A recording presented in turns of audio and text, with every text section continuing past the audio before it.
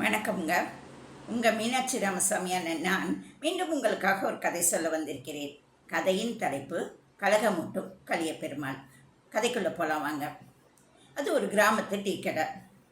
வந்தவங்ககிட்ட பேசிக்கிட்டே கண்ணாடி டம்ளரில் டீயை நிரப்பிக்கிட்டு இருக்காரு டீ கடை முருகேசு. அவர் அங்கே நின்றுக்கிட்டு இருந்த ஒருத்தரை பார்த்து, என்ன கலியபெருமாள், என்ன 2 நாளாக டீ கடை பக்கம் ஆளே காணோம்? ஓ, காற்று திசை மாற்றி வேற டீ கடை பக்கம் அழைச்சிட்டு போயிடுச்சோ அப்படின்னு நக்கலாக கேட்குறாரு. அதை கேட்டு அவர், இல்லைப்பா 2 நாளாக பக்கத்து ஊரில் வேலை அப்படின்னு சொல்லவும், பக்கத்தில் நின்றுட்டு இருந்த இன்னொருத்தர் நாராயணா நாராயணா அப்படின்னு குரல் கொடுக்குறாரு.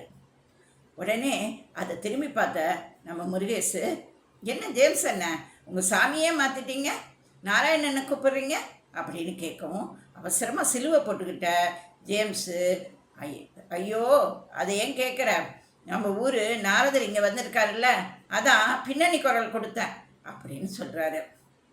உடனே நாரதர் கழகம் நல்லதில் முடியும், ஆனால் நம்ம கலியபெருமாள் கழகம் அப்படின்னு சொல்லி சிரிக்கிறாரு டீ கடை முருகேசு. அண்ணே, இன்னைக்கு யார் வீட்டு அழுக்கு முட்டையை அவுத்துக்க வந்திருக்கீங்க அப்படின்னு அவசரமாக கேட்குறாரு முருகேசு. எல்லாம் உன் வீட்டு முட்டையை தான் அப்படின்னு சொன்னோம். தூக்கி வரி போட்டுச்சு நம்ம முருகேசுக்கு.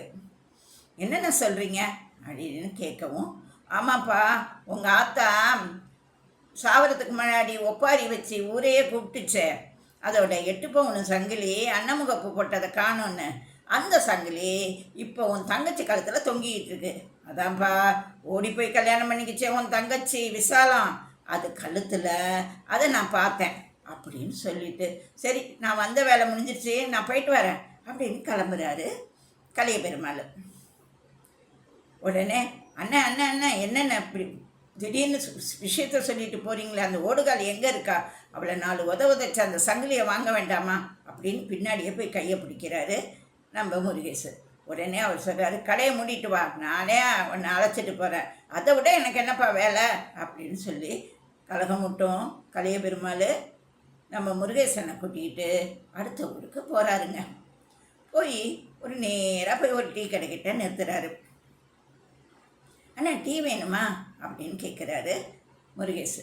அதெல்லாம் இல்லைப்பா, அங்கே பாரு அப்படின்னு காமிச்ச திசையில் முருகேசோட தங்கச்சி விசாலம் பறக்க தலையோட பழைய துணியோட பரிதாபமாக டீ ஆற்றிக்கிட்டே நிற்கிறான். ஐயோ, நம்ம பழப்பு தான் டீ கடைன்னா நம்ம தங்கச்சி பழப்பும் இதாக போயிடுச்சே அப்படின்னு பார்க்குறாரு நம்ம முருகேசு. முருகேசு பார்க்குறப்ப அந்த கூரையெல்லாம் பிஞ்சு தொங்குதுங்க. பெஞ்செல்லாம் உடஞ்ச பெஞ்சு, அதை பார்க்குறப்ப இவருக்கு